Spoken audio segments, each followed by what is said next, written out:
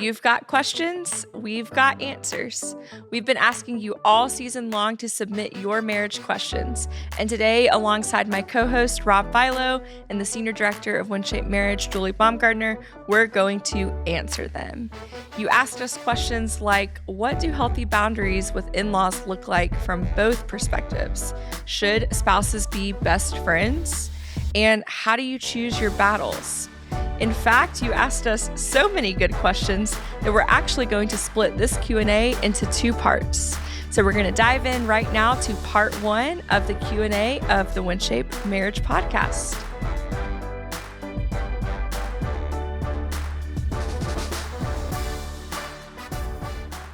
So Julie, we're super excited to be recording the final episode of season 1 of the WinShape Marriage podcast. And it's been so fun just having all these conversations and diving deeper into so many wonderful topics about marriage. As we mentioned in the pre-intro, we've had so many questions come in through each episode of just people wanting to know more about marriage and how they can strengthen their relationship with their spouse. So we're going to jump through a couple of those questions that we had. One of the questions we had going back to our second episode that we put out on the podcast talking about in-laws and the conversation about boundaries with in-laws. Yes. This person in particular wanted to know, when it comes to in-laws, what does it look like to have boundaries, specifically like the 2 different perspectives on boundaries? So what does it look like to have boundaries as a couple? But then what does that also look like on the in-law side? Great question. First, let's talk about the couple. It's helpful if you will sit down and have some conversation around how do we want to roll with our parents? Like, what do we want to provide in the way of clarity for them? Because clarity is kindness. When people are operating in murky, it's just hard to know. Oh, are we stepping on toes? Are we doing things they don't like? Are we giving unsolicited advice and they're upset with us? Actually coming out and making some decisions for yourselves about, hey, we know that you all have Sunday dinner every Sunday and that it's been a thing for us all together every Sunday. We're going to come once a month because we have some other things that we want to commit to. That's clarity. And you're giving them something versus saying, we're not coming at all. We're changing it all up. Or for a season, you might say, we're going to take a little break from that, not forever, just for right this very minute, we're going to take a little bit of a break. Sitting down together and asking each other questions to help bring clarity around how do we want to engage with our parents? What feels healthy to us and doable? Depending on what you have going on with your careers and the commitments that you have going on, you might have to make some adjustments. Piece 1. Piece 2, as the in-laws. I are one, so I think I can speak a bit to that just in terms of being able to understand this is a new family. They're making all kinds of choices and decisions. They're navigating a new road. I want to be respectful of that. So instead of looking at them and telling them, we need this, we want you to do this, when are we going to get grandchildren? We need them now. Step back a bit, even though it's exciting to be an in-law. It really is exciting. Step back, remember what it was like to be in that place, and then ask yourself, what's the respectful thing to do here? Ask questions. How can we be helpful? How can we encourage you? How can we pray for you? What would you like to do with us? All of those feel like, hey, we want to be helpful and we don't want to be intrusive. If you approach it from the perspective of, but we've always done this as a family, what do you mean you don't want to be a part of this? It immediately puts people on the defensive. And that usually leads to angst. I don't think any of us want angst. What we really want is connection. So if we're vying for connection and trying to figure out how do we do that, ask and see what comes of the conversation. Yeah. And a quote from Henry Cloud's book, Boundaries, that we reference all the time at WinShape, is when you set a boundary, it's essentially a property line for your relationship. Yes. And it's the limit of like, okay, when it comes to those weekly dinners with your family, you're essentially creating a rule saying like, hey, we'll come once a month. This is our property line. This is like our limit of what we're willing to do. And I guess from the in-law perspective, it's just being respectful of that and understanding like, hey, this is a line that they set. I need to respect that and not try to impose or intrude on that. Yes. And how you say that to your in-laws really matters. Yeah. It's very different to say, we've sat down and we've looked at our schedules. We very much want to be with you all. And what we think we have capacity for right this very moment is to come once a month or twice a month. That sounds really different than, hey, we sat down, we had a conversation, and we're not doing all 4 weeks. We're going to do 1 out of the 4, and y'all just need to be satisfied with that. It's just a very different way of giving a similar message, but probably the first way is much easier to receive. Yeah, for sure. I love what you said too about how you were, or they were in your shoes at one point too. Like thinking back, like when they got married and created their own family, like this repeats. And so kind of that perspective too, I think helps you remember like, oh, we were in those shoes too. Well, it's funny how you forget. Yeah. But when you're reminded and you do think back, it comes back to you how hard it was in the first couple of years to figure out holidays and all kinds of expectations that were on you when you were in your single years and growing up. And now you're married and it's different. Yeah. You have a lot more grace when you have that perspective, I'm sure. Yeah. So these next two kind of go in line with this, just that thinking of your family of origin and like the family that you came from, and then you are creating this new family of creation with your spouse. So thinking about that perspective, we've got this one question, fairly specific. This person said, my wife is a child of divorce, and this has developed insecurities in our marriage, specifically when we argue. How can I reassure her and help her with those insecurities? There's a really good book by Judith Wallerstein called The Unexpected Legacy of Divorce. That's a really helpful read, I think, for a lot of people. If you come from a home where you haven't experienced the loss of a parent through divorce, that might be helpful to guide you in understanding. And probably another helpful thing to do with your spouse, and it's not a one-time conversation. When you sit down and you know you're going to have conflict over certain things, you can't bring two people together. We've talked about this before. You can't bring two people together who grew up in different homes and not have disagreements. What you can say to help provide just some protective covering is to remind your spouse, who is a child of divorce, we're a team. I love you. And we are going to disagree on some things. We're going to attack the issue, not each other. And just because we have disagreement, I'm not going anywhere. Like for me, for us, we've already said divorce isn't an option. So we've closed that window, closed that door. We're in this for the long haul. And so we're going to figure out how to do this well. We're still going to have disagreements. Not having disagreements and running from them is not going to help us do married well. And it's tricky. When you're a child of divorce, it's always back here. That's self-work that also has to happen. I am a child of divorce. My husband is a child of divorce.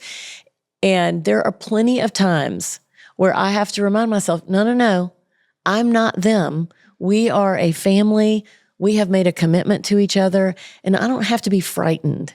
But it takes time, it takes work, it takes reminding yourself, it takes having people in your life who will hold you accountable to continuing to grow and learn. I think it's a lifelong journey. We've been married 35 years. And even at 35 years, there's just sometimes where I slip back into that train of thought, and I have to remind myself, no, that's not where we are, and that's not who we are. Yeah. I think it's important, like you can, for this person, like they can reassure, provide some of that reassurance, but also there is an element, like you said, of it's not their full responsibility. It's on you too. And I think that it's interesting how you said that. And I think of the same. I'm a child of separation. My husband's a child of divorce, so same thing. And there's a lot of individual work we had to do. And then there is that reassurance between the two of us. Yeah. But it's not all on me Yeah. to make sure that he's like, doesn't have to think back on some of those things, because he's going to think back on some of those things. And it's not all on him to do the same for me. There's part of it. I think the other piece of this conversation is don't beat yourself up. We are all human, and we come to marriage with our struggles, and the goal is to grow. As long as you're learning and growing and seeking to do something with that thing that's running in your head of, I'm not good enough, we're not going to make it. When you start talking like that, you've got to catch yourself and say, like, that's a lie. That is a lie. We can learn differently and do differently, and I'm committed to that. And sometimes just speaking it out loud versus just thinking it in your head can also be very impactful in a positive way. And that's the cool thing about marriage too, is you get so many reps to learn the person that you spend the rest of your life with, Yeah. And so even if you don't get it right the first time, you're going to have another opportunity to learn how to work through conflict or learn how to work with your spouse through those situations. Yeah. Truth. So this is also thinking back to how your family did things. So not in the divorce lane per se, but this kind of dabbles into that finance conversation. So this person asked, how can you identify and address how you and your spouse's families handled finances? And then from there, how that affects how you and your spouse now handle finances in your marriage? I think one way to do that is to sit down and each of you share your story. What do you remember about money growing up? Who paid the bills? Did you ever find yourself in a situation where maybe your parents said to you, we don't have money for that, or money is very tight, and so we can't do these things? What is your marriage story that you heard growing up? I can remember a time when my dad lost his job, and my parents sat us down and said, we are going to have to be very careful with our money. And that means that we're going to find some fun things to do this summer, but we're not going to travel. And we're going to be careful about groceries, and we just want to be mindful of being wasteful about things. And I still remember that, and it was a very long time ago. Yeah. Those things kind of burn a place in your brain, and you carry that with you. Being able to talk that out with your spouse and say, this is what I remember about how money was handled in our home. For both of you to be able to do that, it gives you perspective in terms of why they might think the way that they do about money. If money was very scarce growing up, you may have walked away from your family of origin saying, I don't ever want to do that again. And therefore you're very driven and money, you want enough money in the bank to feel some sense of security, even though we don't know what tomorrow's going to bring. Right. That may be where you are in life at the moment. Yeah. Having that understanding, all of that on the table, helps you to have constructive conversation around, okay, so both of us come to the table and we both have these perspectives. They're different perspectives. How do we as a couple, what do we want our story to be when it comes to money? How do we want to roll with that? Yeah. And that's a great, constructive, healthy conversation that I think will happen over time. It will unfold. You will grow and learn. I think there's this push and pull of, oh, well, she's a spender and he's a saver. I think there's much more to it than that in terms of maybe you didn't have a lot and now you have access to money. And so it's like, okay, I'm going to buy the things that I want to buy because I never could do that before. Yeah. That's a story. And when it's on the table, you can talk around that and figure out how do we do that. Feels like that peek into, like, it's much, much deeper than just the actual like dollar bills, you know, it's that peek into how was it talked about? How did you see it? And when you kind of get a look inside that window, it helps you approach that conversation with more grace and more just understanding, because it's less about the physical object of money and more about the perspective and the story and the experience that they bring to the table. Well, and I think that's why we talked about in the episode about money habitudes and how impactful and helpful it can be to use that tool. I have a friend who, for a period of his life, grew up homeless and lived out of a car. And when he got married, he didn't really talk about that very much. And his wife really thought, man, you are so tight. You are such a penny pincher. And when they finally actually had the conversation around money, he started crying, telling his story. And he said, it isn't really that I'm a penny pincher. It's that I don't ever want you or us to experience what I experienced growing up. It was really, really hard. Totally changed the game. The conversation, how she engaged with him. It just was a game changer. So. Yeah, that's powerful. Yeah. Continuing our conversation about money, one of the things that we talked about a little bit in our first season was this idea of love languages and knowing how to love your spouse well. And this question is great. It's if your spouse has a love language of receiving gifts, what is the best way to give gifts that is financially wise? So thinking of the couple that might be in a situation where, like, my spouse needs gifts to feel loved, but we don't have money to always go out and buy gifts. What do you say to that person? One thing I can think of is ask them, hey, if I were going to give you a gift that would make you go, what would that be? You might be surprised at the answer. In teaching the love languages, I have had conversations with people who gifts is their love language, but it's not what you think in terms of gifts. They're like, write me a letter, pick me some flowers. It's the act of, I was thinking about you and I brought this to you, and here's why I thought of you when I saw this. It could be lots of different things that don't cost a boatload of money. Yeah. And it sounds like it's like the intention behind the gift more than the gift itself. Definitely. It's not always like, man, I need to feel loved. I need to go buy a car. A diamond ring. A diamond ring, yeah. It's more of just, hey, I can show my spouse I love them by intentionally getting something for them, whether it's just writing a letter or a small thing that you picked up at the grocery store or whatever it may be. Maybe you picked up like the Snickers bar when you're like checking out at Kroger because you're like, oh, they love Snickers and I can add $1 Snickers. Yeah. Exactly that. Yeah. And that's why I think it's important to actually ask them. Now, for the spouse that does get asked that question, if you respond with, if you don't know, I'm not going to tell you, that's not a helpful response. If your spouse really comes to you and genuinely wants to know, okay, I know your love language is gifts, what makes you happy? What makes your heart beat faster? What gets you excited? Here are things that I've thought of, but I don't want to assume I know everything. That speaks to, hey, I'm still curious. We may have been married a really long time. I'm still curious. What do you love? Yeah. What makes your heart beat a little faster when you receive something like that?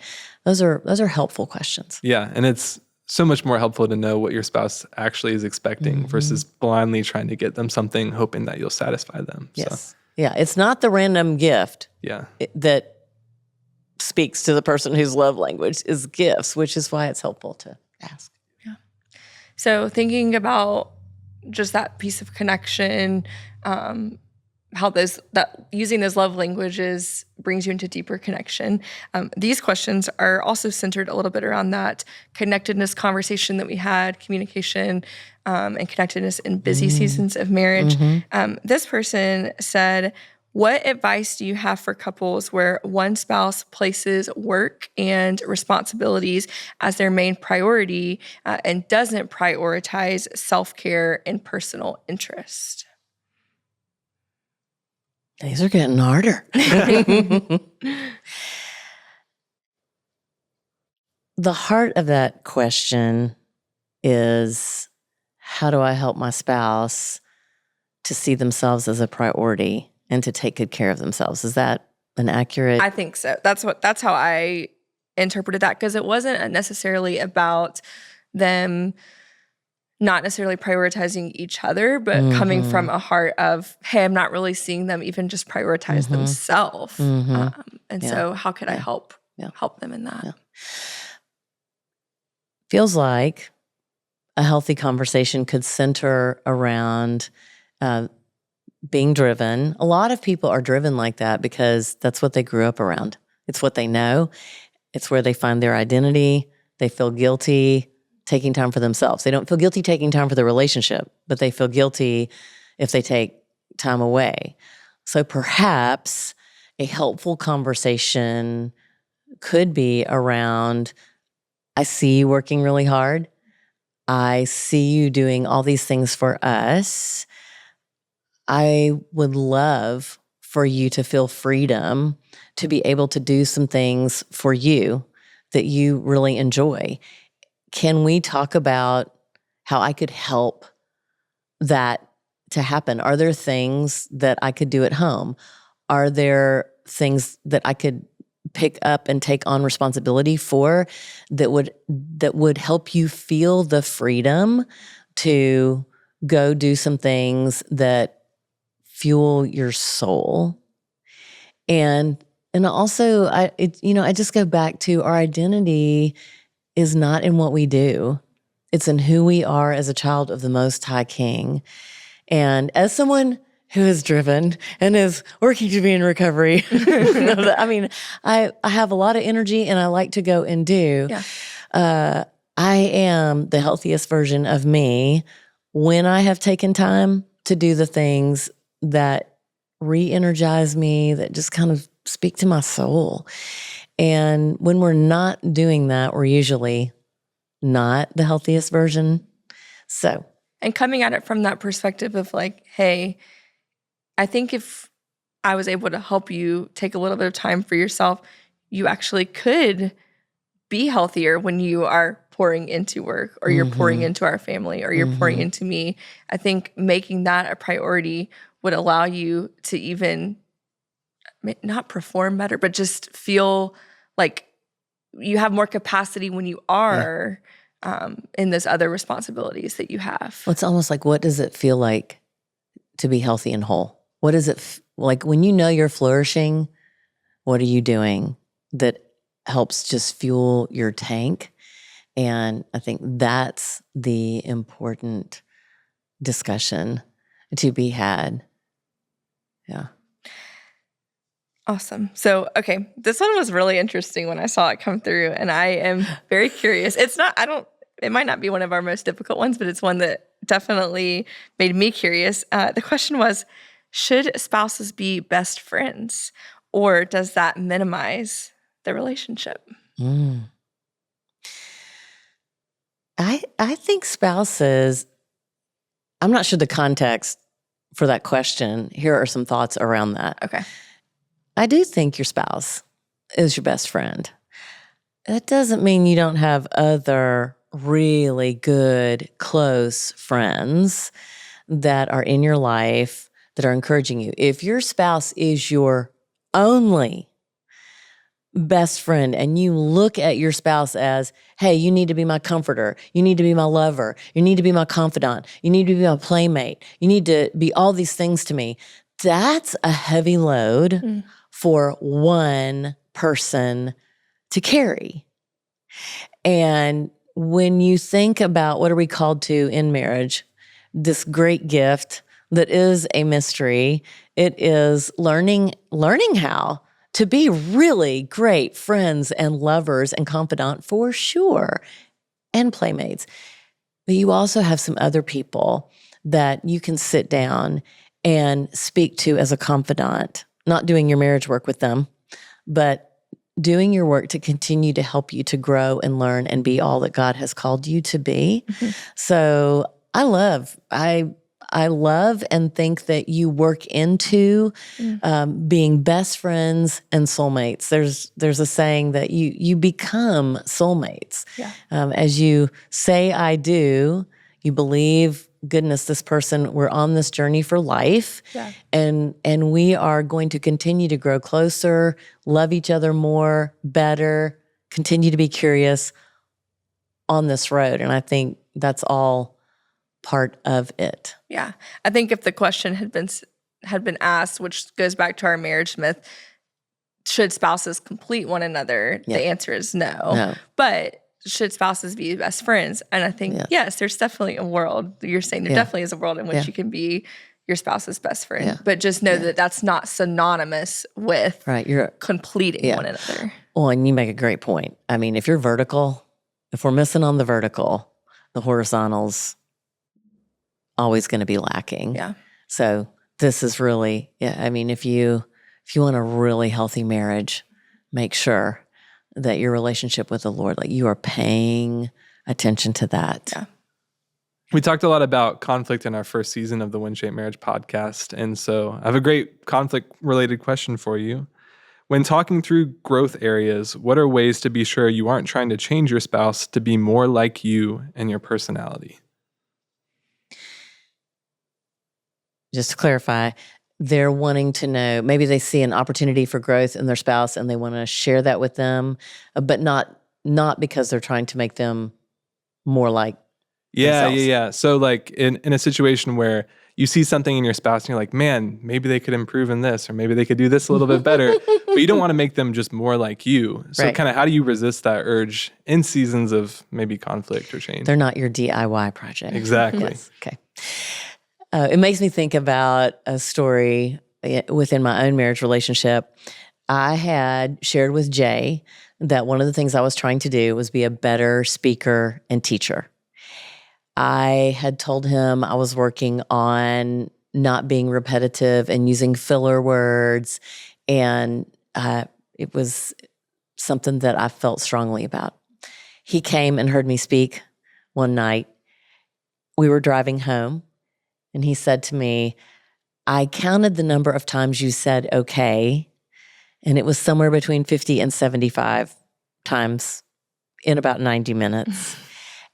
He said, I thought you would want to know that because you told me that you were really trying to not use filler words.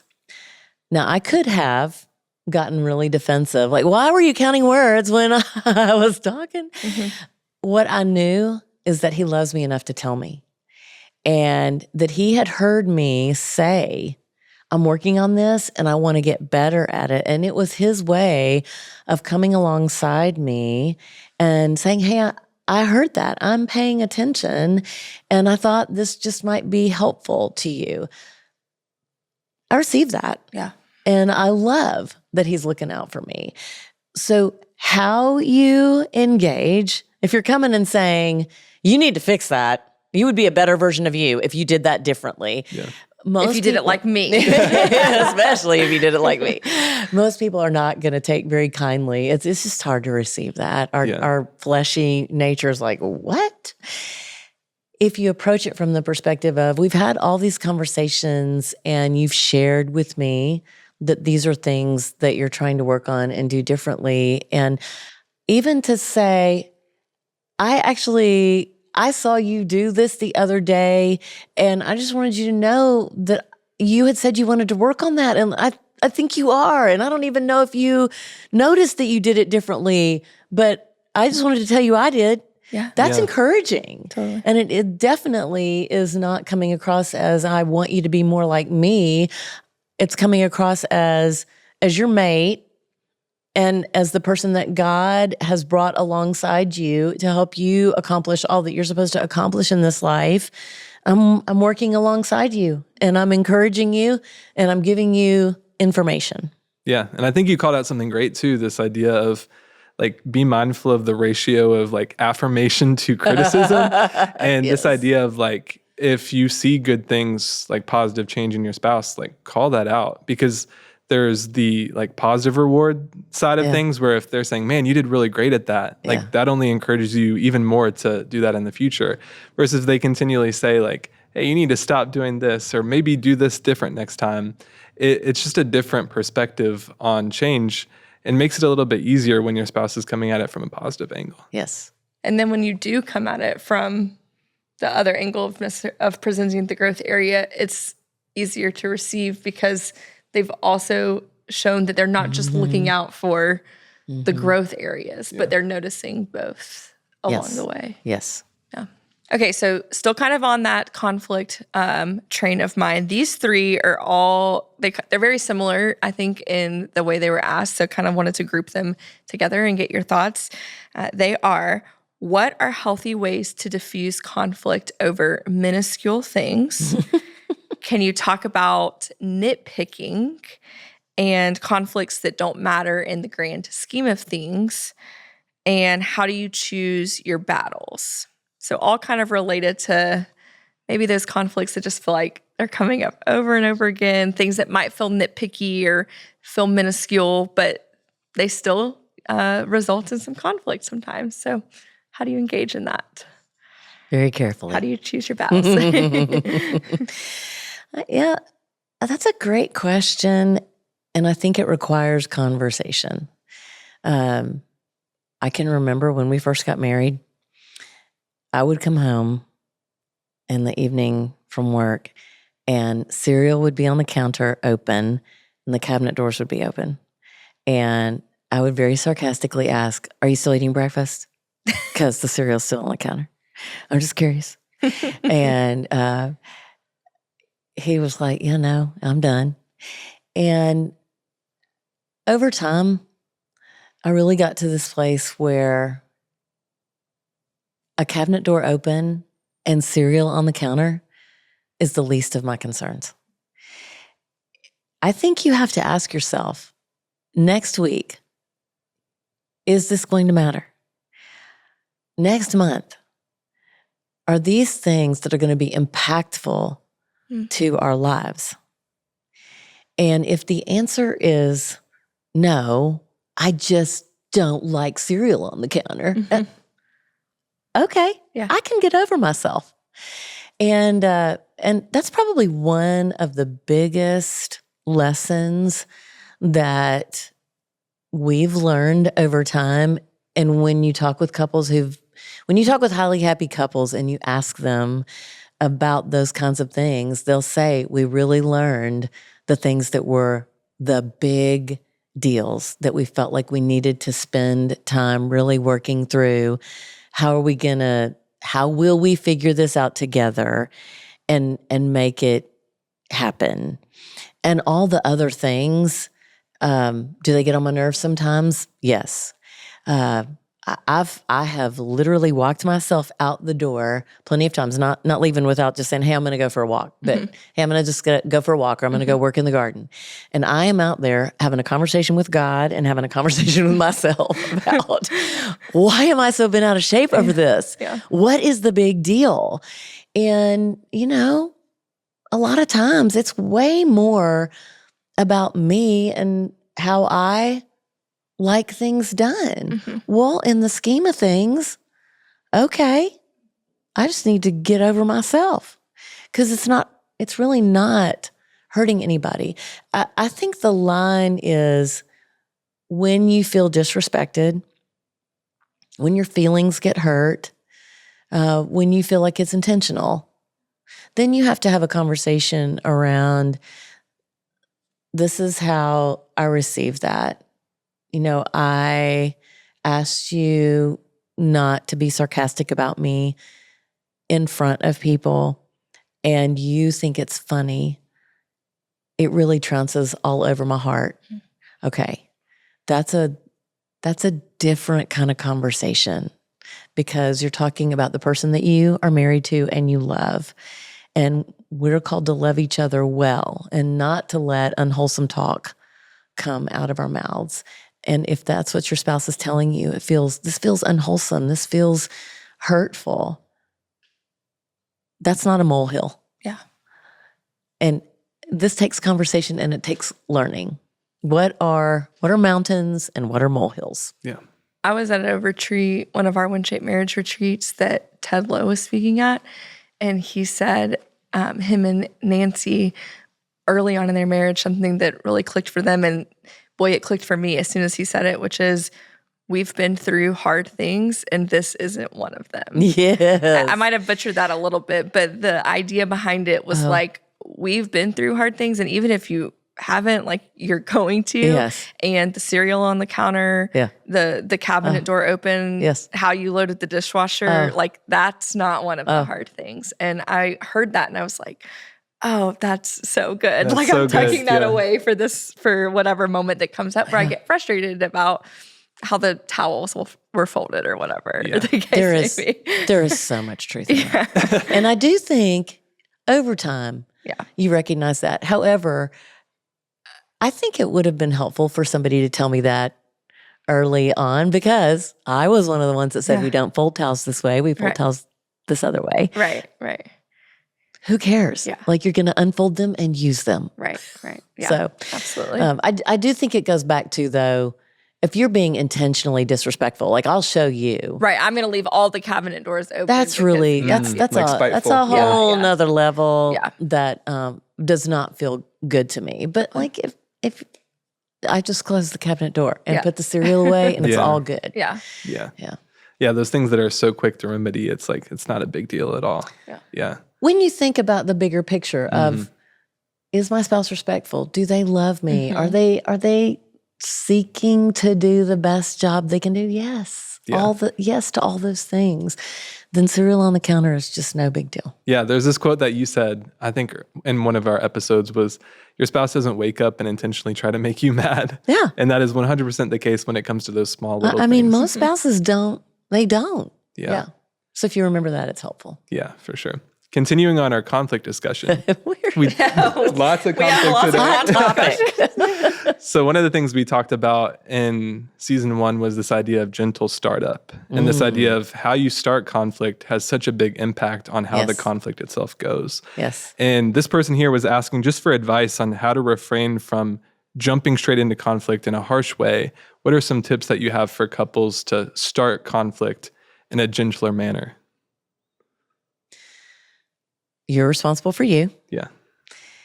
And that means if your heart is pounding fast, if your mouth is dry, if your thoughts are racing, those are all signs that it will be very difficult for you to have a constructive conversation.